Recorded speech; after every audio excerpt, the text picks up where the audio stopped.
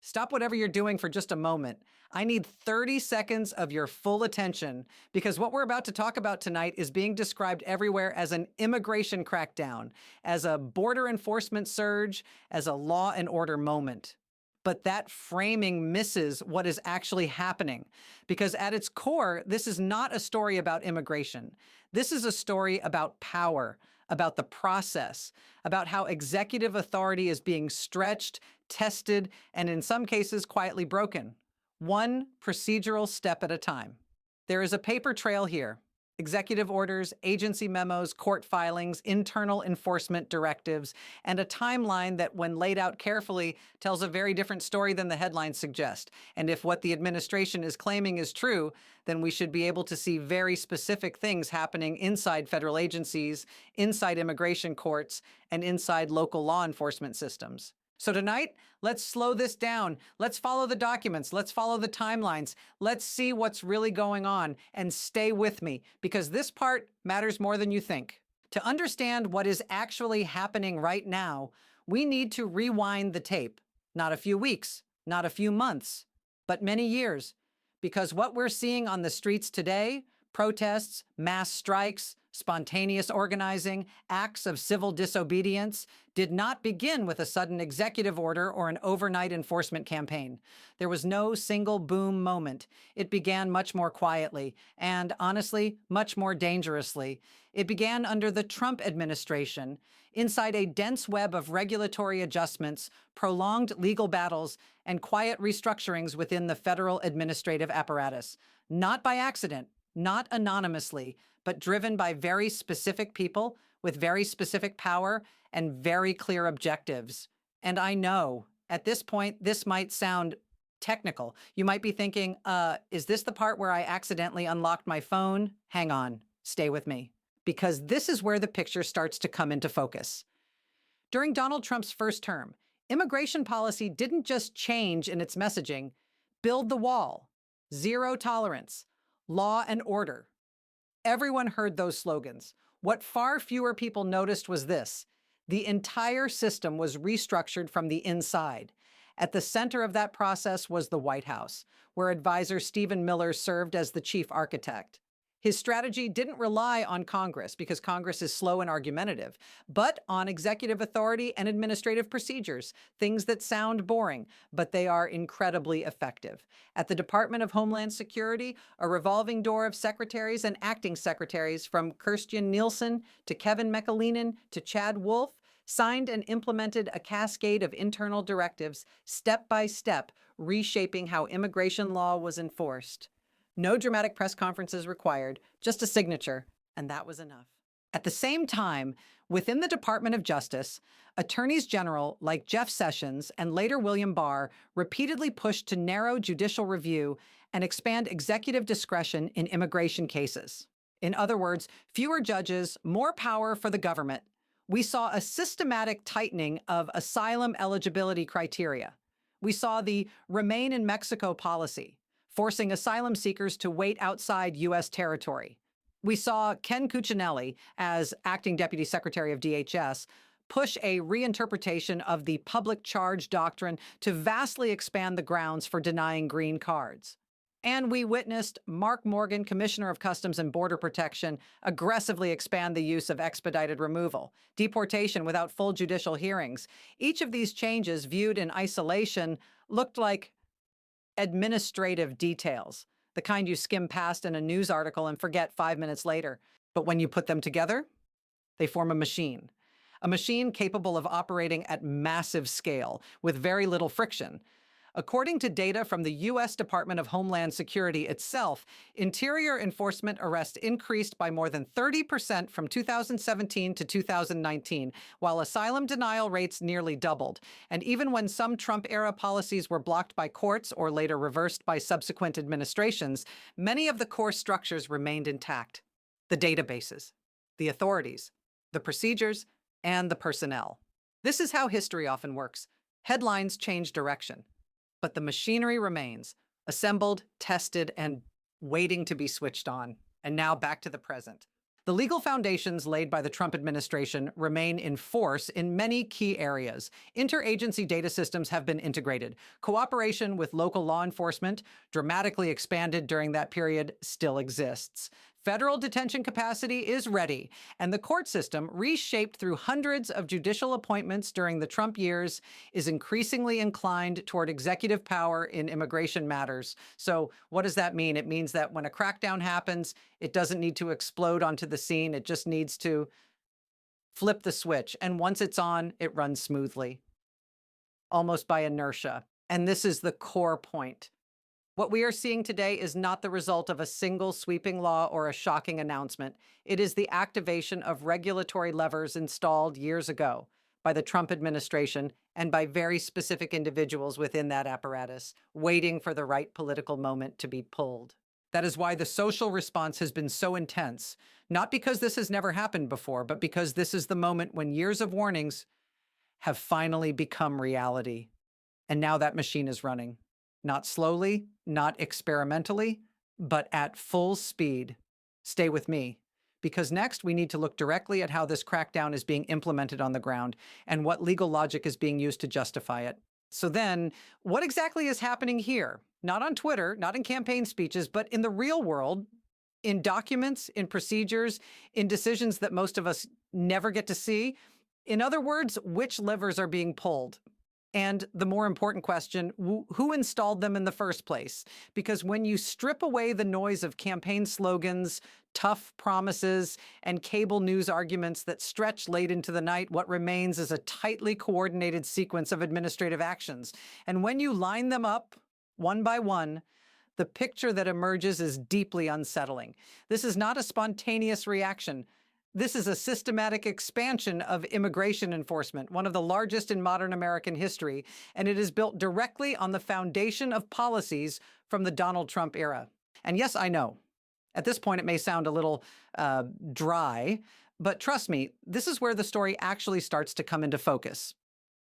At the core of this campaign are three pillars, not three slogans, three very specific mechanisms. All of them laid down during Trump's first term: expanded enforcement authority, procedural acceleration, and legal insulation. Let's take them one at a time, slowly. There's no rush. First, expanded enforcement authority. From the very first directives issued to the Department of Homeland Security, ICE was given the green light to make arrests in places that, for years, had been considered off-limits: workplaces, transportation hubs, areas near schools, even near hospitals. If you're thinking, wait, weren't there rules against that? Yes, exactly. There were. Those rules belonged to the Obama era, and they were deliberately dismantled under the Trump administration. This enforcement philosophy was shaped inside the White House itself, where Stephen Miller, the chief architect of Trump's immigration policy, believed that fear was not a side effect of enforcement, but the point. According to internal DHS memoranda reported by the New York Times and ProPublica, ICE agents were instructed to prioritize speed and volume, not does this case involve humanitarian factors, but how many cases can you process today? And if that sounds more like warehouse logistics than human governance, then yes, you're hearing it correctly. The language tells the story, not arrest more people, but optimize throughput. That is how the administrative state speaks when people have become processing units. Second, procedural acceleration. This is where the machine starts to move fast. Very fast. The expansion of expedited removal, aggressively championed first by Jeff Sessions and later by William Barr, is now being deployed nationwide. What does that mean? It means immigration officers, not judges, can sign deportation orders. No courtroom, no full hearing, no public review. Previously, this process was limited to the border region. Now it is not. Now, if you cannot prove 2 years of continuous residence, 2 years, you can be deported immediately. 2 years. It sounds short, but the consequences are enormous. Family, jobs, children born in the United States, all of it can be erased from legal life with a single signature. If you've ever wondered, how do mass deportations happen without Congress passing a new law?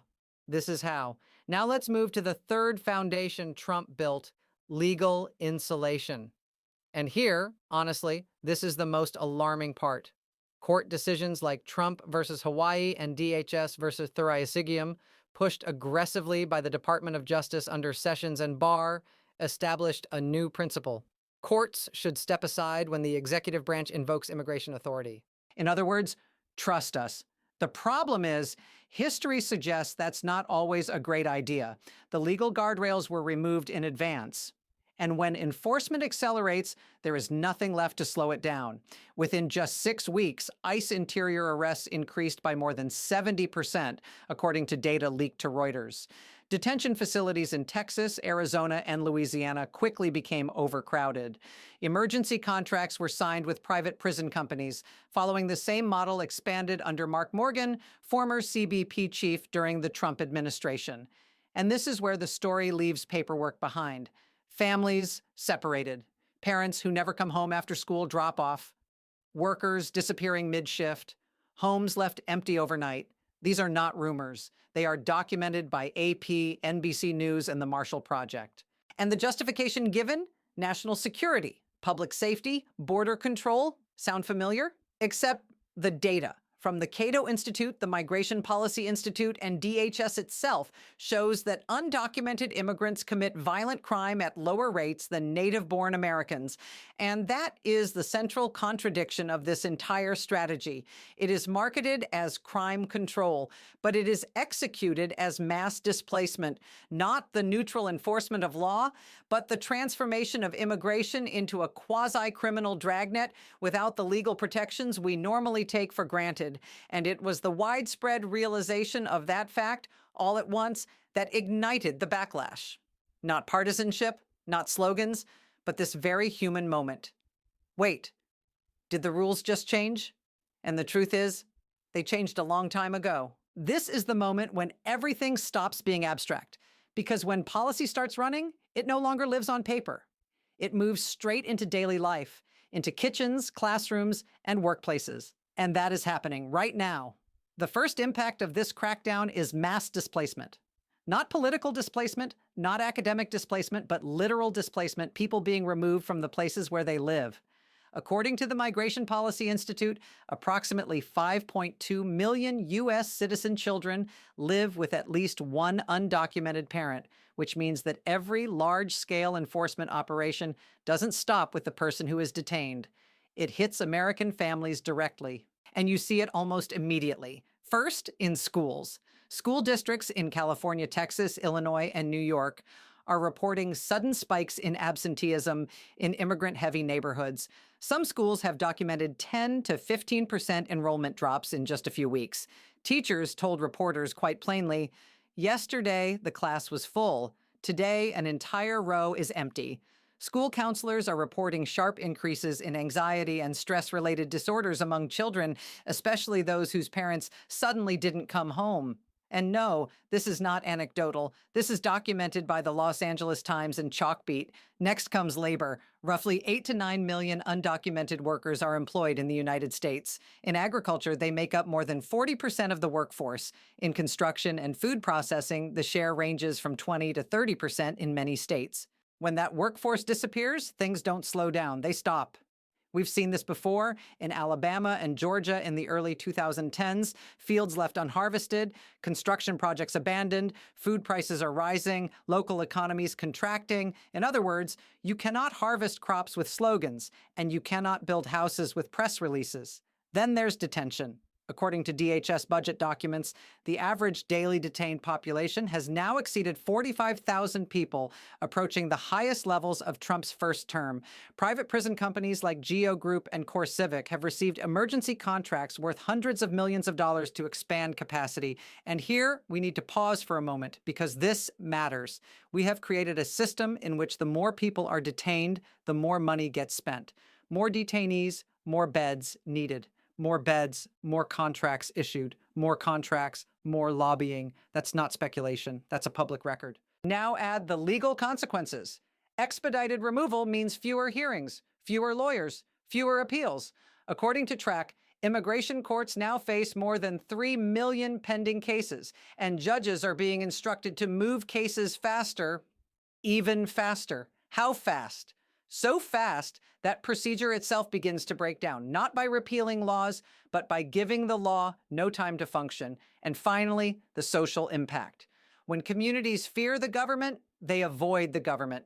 They stop reporting crimes. They avoid hospitals. They keep children home from school.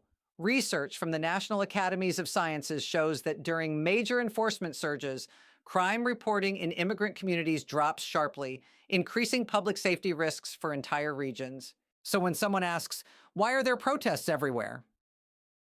The answer is not because of a speech, not because of a headline, but because millions of people suddenly realized that the institutions that once provided stability, schools, courts, hospitals, workplaces, had become sources of risk.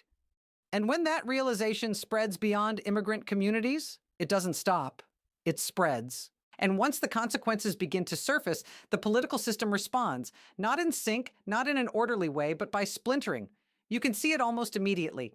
In Congress, the divide doesn't fall neatly along party lines. It falls along lines of power and exposure.